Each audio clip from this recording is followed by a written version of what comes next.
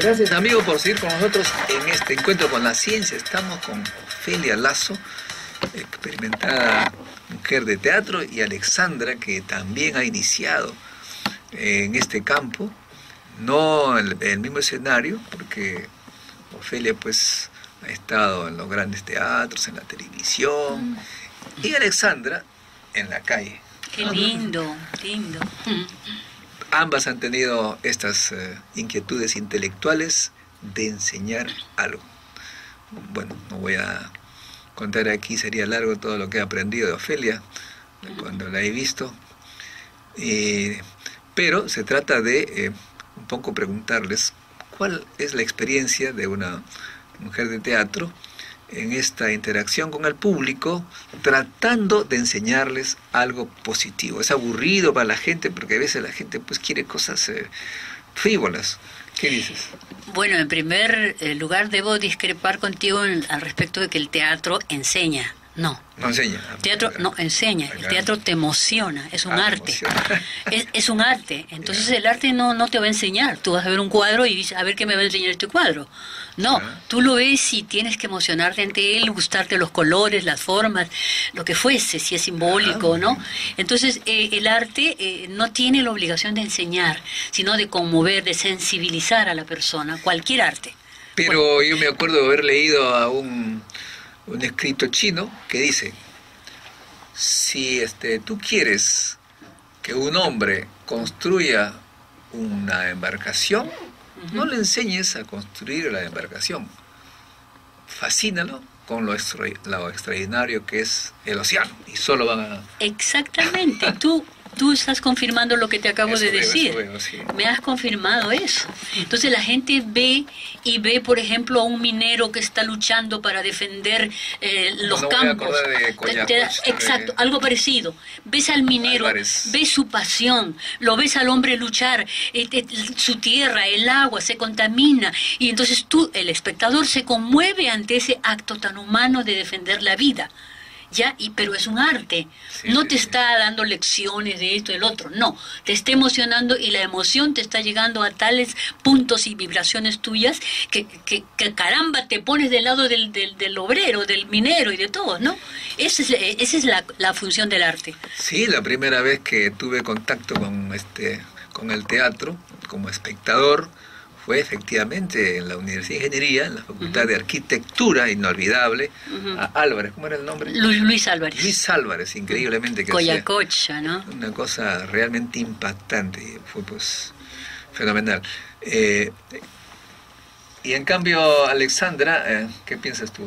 Bueno, yo estoy totalmente de acuerdo contigo también, porque lo que hace el teatro es que puede ensayar en el sentido que puede hacer la gente ser activo, querer actuar, querer pensar. Yo muchas veces lo veo así, hacerlos reflexionar sobre el mundo, sobre sí mismo. Claro. A mí siempre me gustaba ser interactivo también con el público, claro, porque así puedes implicarlo también en todo lo que pasa y vas a hacer la relación que también pertenece a ellos.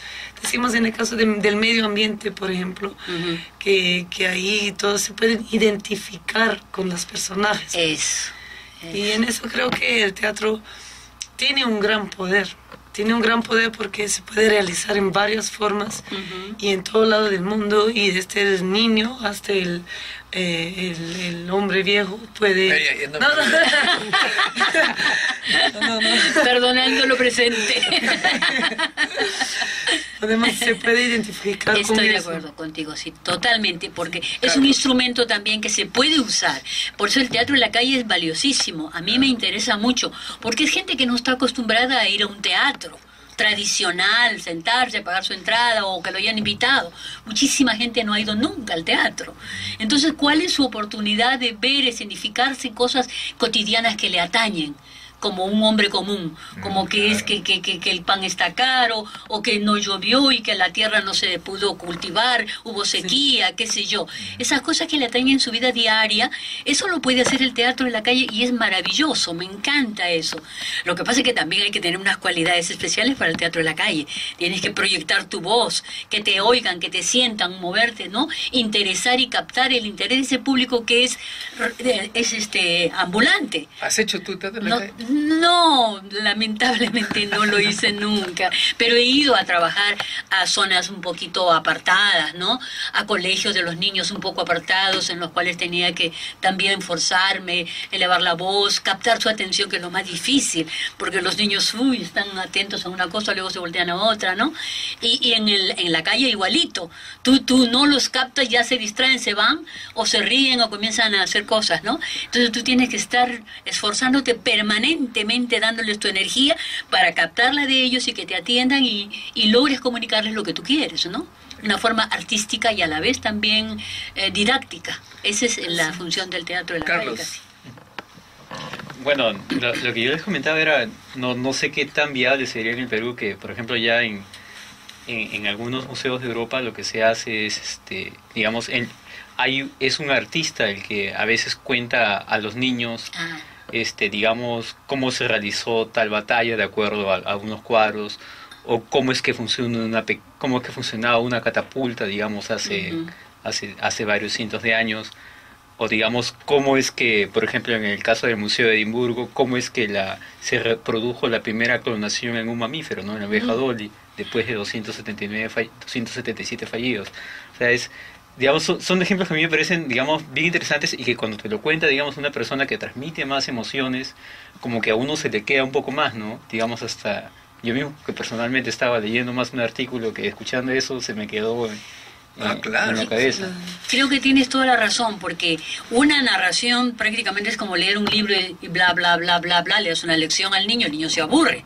Pero cuando es una persona, un narrador, una persona que tiene otros métodos también de captar la atención del niño y despertarla y hacerla grata, amena, lógicamente esa lección que está aprendiendo, porque le estás hablando de cosas importantísimas de la sociedad, entonces el chico las capta con mayor atención, o cualquier persona también.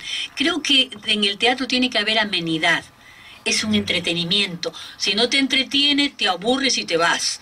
Por eso se recurre a la danza, al baile, a la música, ¿no? Y cosas que la gente siempre esté pendiente de eso. Y el texto, que es lo importante para el que hace ese tipo de teatro, se lo está dando con todos esos elementos, y entonces lo recibe muy bien, gratamente, divertido y feliz.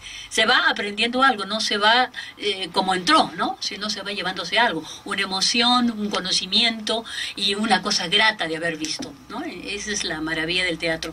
Tenías la razón, porque narración es una cosa, eso de narrar, que también hay narradores muy simpáticos, muy amenos. En Colombia creo que tú tienes que haber estado ahí, Alexandra, ¿no? Sí. Hay una gran tradición de narradores allí que cuentan cuentos, leyendas, mitos, y tienen diferentes formas de contarlas, ¿no?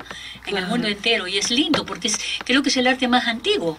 Comenzaron a narrarse historias en la fogata, a los curas, cuando no había luz eléctrica.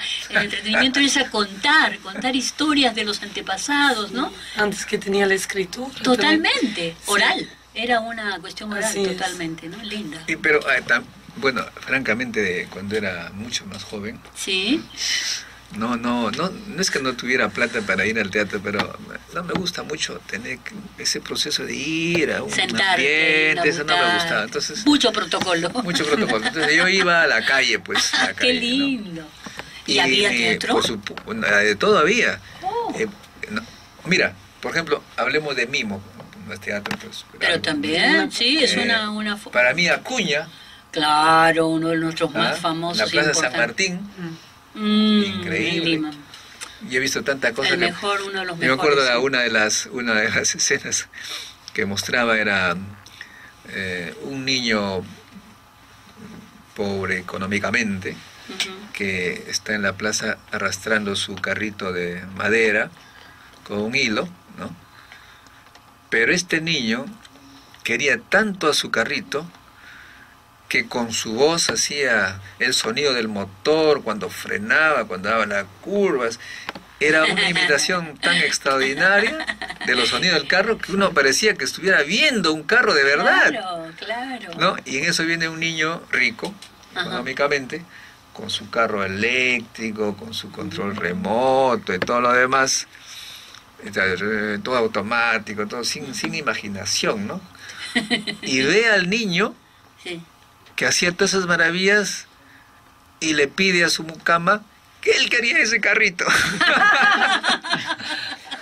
No tenía el talento Tuvieron que suficiente. hacer una transacción. Bueno, el niño que era muy bueno le entregó su carrito. Pero y él otra no le- una vez que vio, no sabía qué hacer con el carrito. Exacto, no le produjo ningún sonido, Entonces ninguna eso a pericia. uno le enseña pues el teatro en la calle. Entonces, Exacto, la claro, creatividad. Sí. por supuesto, Alfonso Latorre me enseñó un poco a ir al teatro de verdad, digamos. Por a la obligación, sala, iba, para porque mí. era tu amigo.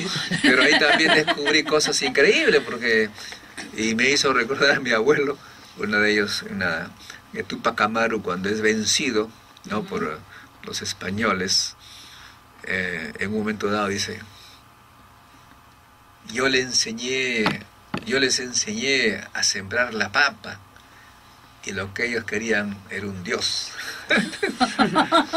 y me hizo recordar a mi abuelo, porque mi abuelo, que no le gustaban los curas, cuando pasaba por la iglesia se sacaba el sombrero. Entonces alguien le preguntó: don José, ¿usted que no le gustan los curas, por qué se saca el sombrero ante la iglesia? Porque me han vencido. Yo les enseño la agricultura, esto y lo otro, y ellos van a escuchar al cura. Bueno, entonces, ¿podemos un poco emocionar a la gente? Yo por la creo que sí, ciencia? Alejandra, yo sé que tú estás has entrado ya a la experiencia de trabajar acá y proyectar. Yo sé que te interesa muchísimo nuestro ecosistema, cuidar nuestro medio ambiente, cuidar a nuestra madre tierra, que dicho sea de paso, que si algunos no se han enterado, ya no es tierra simplemente el Día de la Tierra, es Día de la Madre Tierra.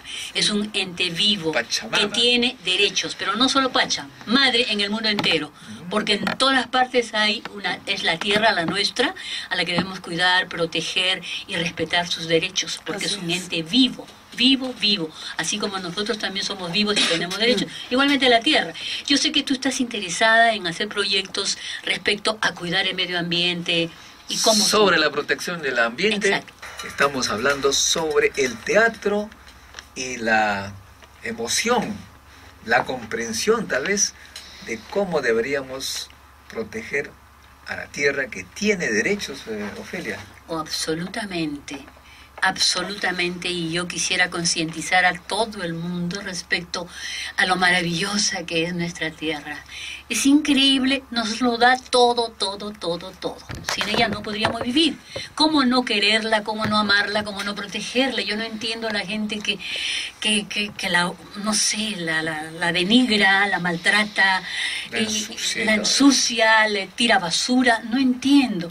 Y ella es tan generosa. Si nos pusiéramos a ver la cantidad de frutos maravillosos que hay, los olores, las verduras, los árboles, los pájaros, los peces, los colores que hay en el mar profundo, qué variedades, es decir, una cosa tan rica, y cómo podemos despreciarlos, no reparar en ellos, no amarlos, no admirarlos, ¿no? Entonces todo proyecto que sea para concientizar a la gente respecto a que debemos amar y proteger a esta tierra, me encanta, me fascina, y yo quisiera, y si puedo ayudar, encantada. ¿Nos podrías decir cuáles son tus planes o proyectos? Bueno, por en cuanto de lo que yo he estado pensando, bueno, tal vez puedo explicar qué hice en Colombia este tiempo, que trabajamos juntos con gente prostitutas en partes, con niños de la calle, y miramos qué es su percepción del medio ambiente, qué es lo que ellos sienten que es importante, dónde viene el problema.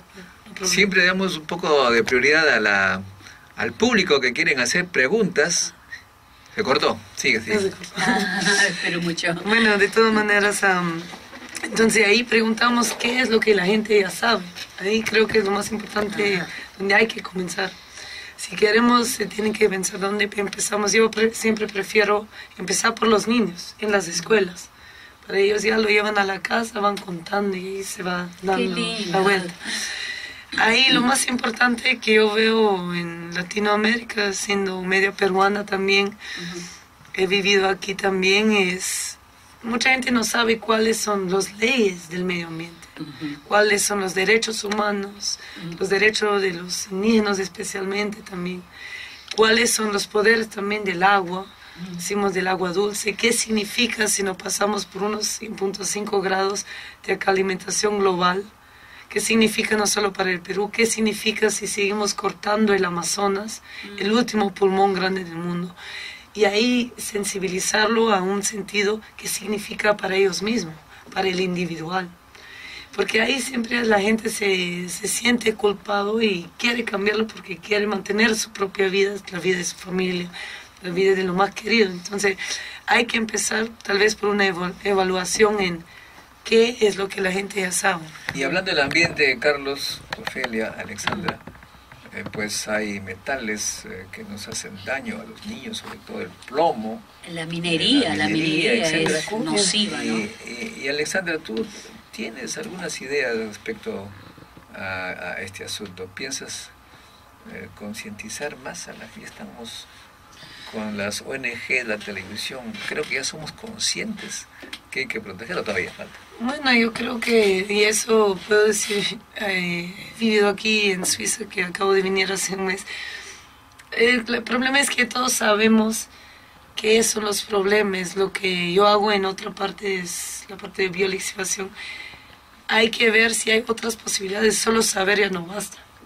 En un mundo donde vemos que decimos los gobiernos internacionales de todos los países no pueden cambiarlo de un día al otro tampoco. Entonces, ¿quién es quien tiene que cambiar? El que está confrontado con el problema y tiene que mostrar cuáles son, decimos, problemas del mercurio y cómo se puede mantenerlo en su propio país. Decimos, por ejemplo, llegando a la alimentación que tú has mencionado, Carlos, tenemos, por ejemplo, ya que sabemos el pollo tiene mucho antibiótico, ¿no? Igual, todos lo sabemos, igual seguimos comiendo todo. Lo seguimos comiendo. Ahí sería ya el primer paso de no alimentarlo, de no alimentarse todos los días de eso. Y el cambio de comportamiento. Yo siempre me prefiero decir vivir con menos. No solo cambiar y ser más biológico, sino vivir con menos en general, porque el consumo ya es el primer problema del ser humano. Somos una sociedad consumista, absolutamente. Absolutamente. Entonces, en ese sentido ya hay varias posibilidades que podemos hacer. Y ahí del individuo llevarlo a larga escala, siempre digo, a toda una sociedad. Porque la sociedad solo cambia si el individuo empieza. Exacto, somos todos, ¿no? Claro, cada somos uno. todos. Y ahí complementando un poco tu pregunta, tu respuesta, Alexandra, y lo que preguntó la doctora esa de Argentina, digamos, de hecho, el consumir productos como pescado y vegetales, ¿no? Y en especial de noche en vez de carbohidratos, es lo que ayuda en general a que el cerebro en la noche tenga un buen reposo. Sí. Bueno, Menos frijoles, menos arroz, menos trigo en la noche. Es lo que digamos, ahí es donde uno le da básicamente antioxidantes. Y ensalada, esas cosas, la noche. ¿Qué es lo mejor para comer en la noche? Sí, toda. Solamente lo veo desde el punto de vista del cerebro. La comida cruda es lo mejor para el organismo, ¿no? Es lo mejor. Ahora, pero hablando de la contaminación y el cerebro, ¿qué cosa hace el plomo para los problemas que causa? ¿Cuál es la parte físico-química? Lo que pasa es que, bueno, lo que yo tengo entendido es de que el plomo compite con el oxígeno.